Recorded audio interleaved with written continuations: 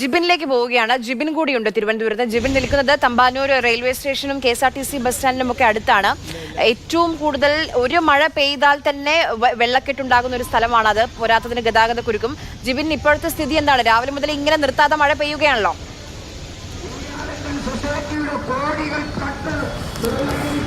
ആദ്യ കഴിഞ്ഞ കുറച്ച് മണിക്കൂറുകളായി ഇവിടെ പെയ്തിറങ്ങിയ മഴയിലാണ് ഈ കാണുന്ന രീതിയിലുള്ള വെള്ളമൊക്കെ തന്നെ ഇവിടെ വലിയ രീതിയിൽ പൊങ്ങിയത്.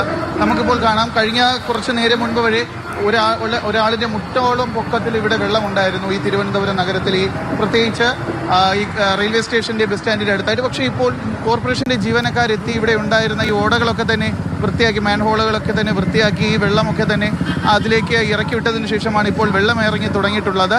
ഈ ഒരു കാര്യം അവർ കുറച്ച് മണിക്കൂറുകൾ മുമ്പ് ചെയ്തിരുന്നുവെങ്കിൽ ഇവിടെ ഇത്തരത്തിലുള്ള ഒരു വെള്ളപ്പൊക്കം ഒഴിവാക്കാമായിരുന്നു എന്ന് നമുക്ക് പൂർണ്ണമായി തന്നെ മനസ്സിലാക്കാൻ സാധിക്കും. കാരണം കഴിഞ്ഞ കുറച്ച് ദിവസങ്ങളെ തിരുവനന്തപുരം നഗരത്തിൽ പെയ്ത മഴയിൽ ചെറിയ രീതിയിലുള്ള വെള്ളപ്പൊക്കം തന്നെ ഉണ്ടായിരുന്നു. പക്ഷേ കഴിഞ്ഞ ഒരു ദിവസം മഴയില്ലായിരുന്നുവെങ്കിൽ പോലും ജഗതി ഉൾപ്പെടെയുള്ള ഭാഗങ്ങളിൽ കിള്ളിയാറിൽ നിന്നുള്ള വെള്ളം കയറി വീടുകളിലേക്കൊക്കെ തന്നെ വെള്ളം കയറുന്ന കാഴ്ച നമുക്ക് കാണാൻ കഴിയുമായിരുന്നു.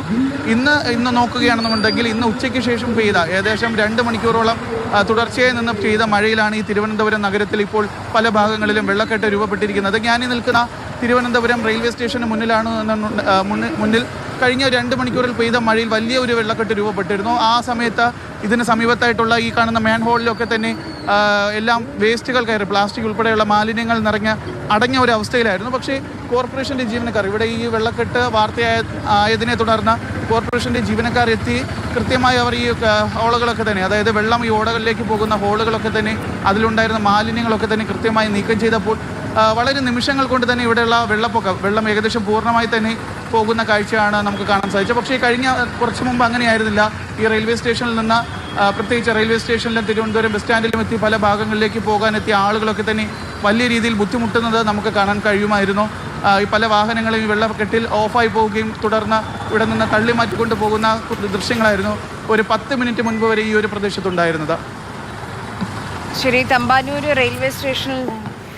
റെയിൽവേ സ്റ്റേഷനിൽ നിന്നുള്ള ദൃശ്യങ്ങളാണ് നമ്മൾ കാണുന്നത്. ഗതാഗത കുരുക്കുണ്ട്, വെള്ളം കയറിക്കൊണ്ടിരിക്കുകയാണ്. മഴ ഇന്നലെ രാത്രി മുതൽ നിർത്താതെ പെയ്തുകൊണ്ടിരിക്കുകയാണ്.